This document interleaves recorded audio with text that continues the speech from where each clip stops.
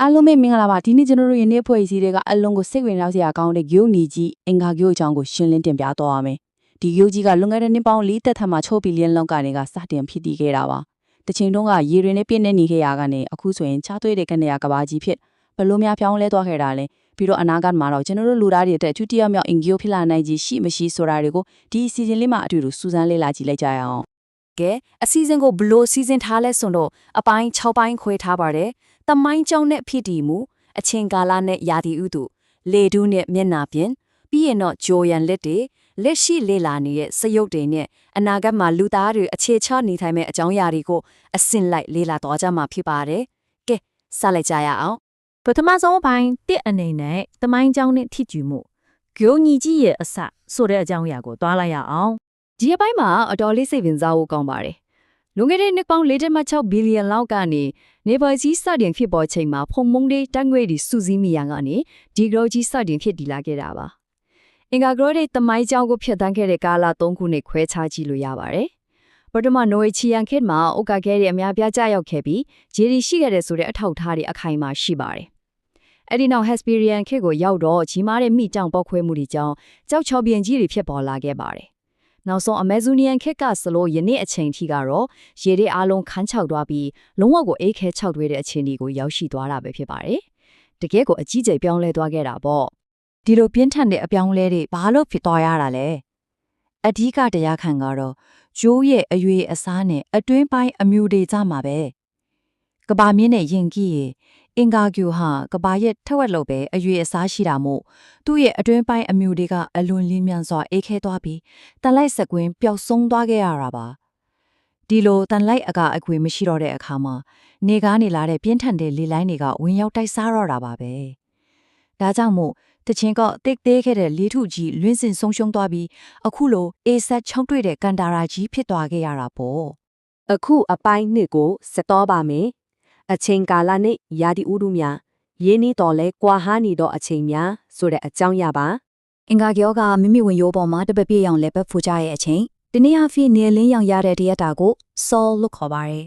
်ဒီ Sol တရက်ဟာကမ္ဘာအချိန်24နာရီ39မိနစ်35စက္ကန့်ရှိတဲ့အတွက်ကမ္ဘာတရက်တာနဲ့အတော်လေးကိုနီးစပ်ပါတယ်မတည်ရင်အတူတူလောက်ပဲပေါ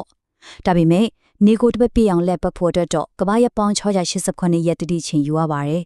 ်ဆိုလိုတာကတော့အင်္ဂါရောရဲ့တနစ်တာဟာကမ္ဘာချိန်နဲ့တွက်မယ်ဆိုရင်2နှစ်နီးပါးလောက်ကိုရှေ့လျားနေတာပါ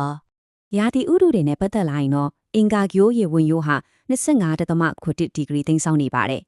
ဒီသိမ်းဆောင်မှုကမ္ဘာဝင်ရိုးဆောင်မှုနဲ့အရန်ကိုဆင်တူတဲ့အတွက်ကမ္ဘာမှာလိုပဲຫນွေဦးຫນွေဆောင်းဦးဆောင်းစတဲ့ရာသီဥတုလေးခုကွက်ကွက်ပြားပြားရှိနေပါတယ်ဒါပေခုနပြောခဲ့သလိုပဲဂျိုးရေတနစ်တာကာလပို့ရှေ့လျားတဲ့အတွက်ရာသီဥတုတစ်ခုစီရဲ့ကြာမြင့်ချိန်ကလည်းကမ္ဘာတဲ့ဆိုင်20နီးပါးပို့ကြပါတယ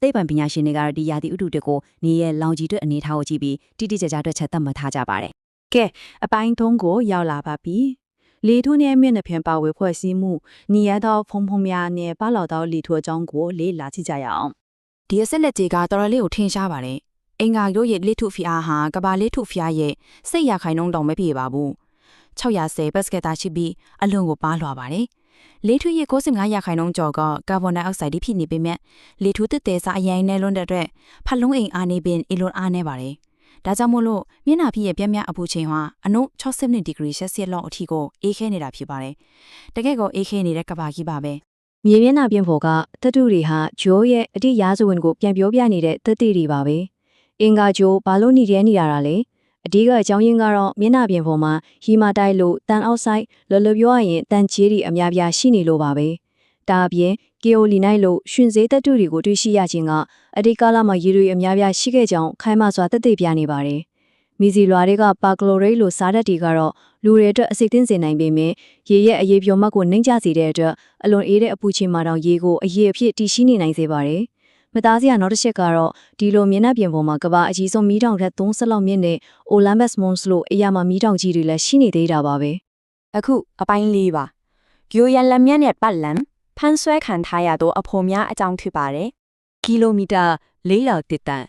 ဒီကနန်းကဘာကိုဆိုလိုတယ်လဲဆိုတော့ကမ္ဘာနဲ့အင်္ဂါကျိုးကြကအဝေးဆုံးရောက်သွားနိုင်တဲ့အကွာဝေးကိုပြနေတာပါဂျိုးနဲ့စင်းစလုံးကဘဲဥပုံပတ်လန်းတွေနဲ့နေကိုလဲပတ်နေကြတာဆိုတော့သူတို့ကြကအကွာဝေးပါအမြဲတမ်းပြောင်းလဲနေပါတယ်။အနည်းဆုံးချင်းကပ်ချီမှာကီလိုမီတာ54တန်းလောက်အထိနီးကပ်လာနိုင်ပေမဲ့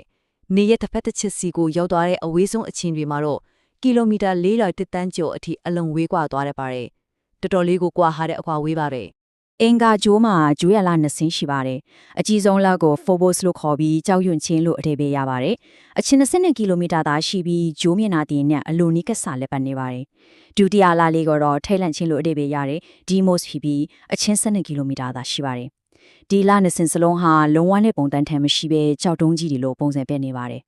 ဘာဖြစ်လို့လဲဆိုတော့ကမ္ဘာဆွဲငင်အားရဲ့38ရာခိုင်နှုန်းသာရှိတဲ့အင်္ဂါဂျိုးရဲ့ဆွဲငင်အားနဲ့တောင်လူမထွက်နိုင်ပဲဖန်ဆွဲခံလိုက်ရတဲ့ဂျိုးတင်ဂျုံဝါလေးတွေဖြစ်နိုင်တယ်လို့တိပံပီယာရှင်တွေကယူဆထားကြလို့ပါ ဆက်လက်ပြီးအပိုင်းများကိုတွားပါမယ်စူးစမ်းလေ့လာရေးစက်ရုပ်များစက်ရုပ်ရှစ်ပြေးများ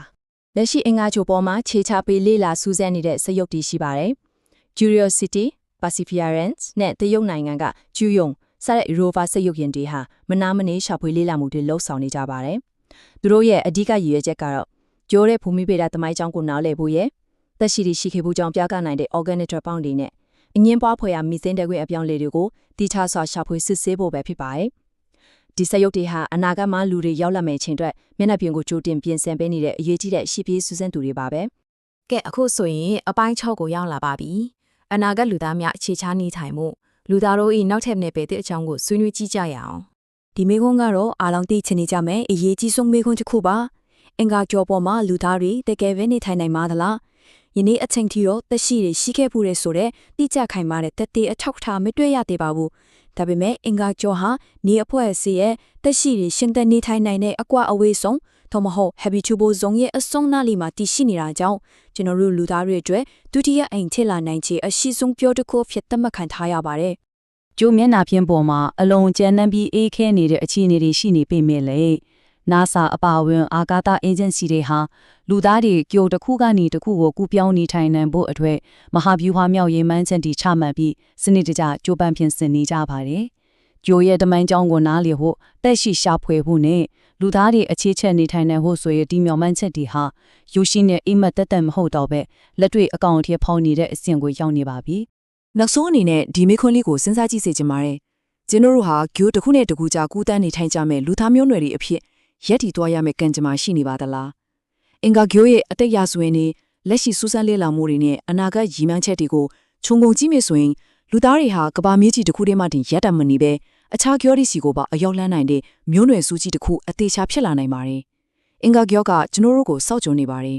။ဒီကနေ့ရှင်းလင်းတင်ပြချက်ကိုအဆုံးထိလိုက်ပါလေ့လာပေးတဲ့အတွက်ကျေးဇူးတင်ပါတယ်။နောက်ထပ်လည်းစိတ်ဝင်စားစရာကောင်းတဲ့သိပ္ပံနဲ့အာဂတ်ဆိုင်ရာအကြောင်းအရာတွေကိုဆက်လက်လေ့လာကြဖို့တိုက်တွန်းလို့ဆိုရင်ဒီမှာပဲညီကုန်းချုပ်လိုက်ပါရစေ။